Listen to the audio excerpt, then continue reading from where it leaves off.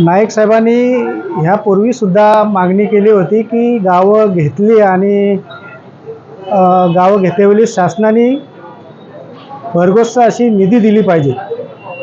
आणि कालही त्याही असं आम्हाला माहीत पडलं की माननीय मुख्यमंत्र्यांना त्यांनी पत्र दिलं आणि पत्राद्वारे अशी मागणी केली की आम्हाला गावं घेतली त्याच्याबरोबर काहीतरी निधी दिली पाहिजे आणि तशी त्यांनी मागणी केली। परंतु ह्यापूर्वीपासून म्हणजे गेल्या 2015 पासून गेले 10 वर्षापासून आम्ही जी मागणी करतो आणि त्या मागणीला गेल्या वर्षी मार्चमध्ये माननीय तत्कालीन मुख्यमंत्री एकनाथजी शिंदे साहेब यांनी जी.आर. काढून गावं नवी मुंबईमध्ये समाविष्ट केली आणि त्याबाबत पूर्ण निधी आम्ही असे देऊ।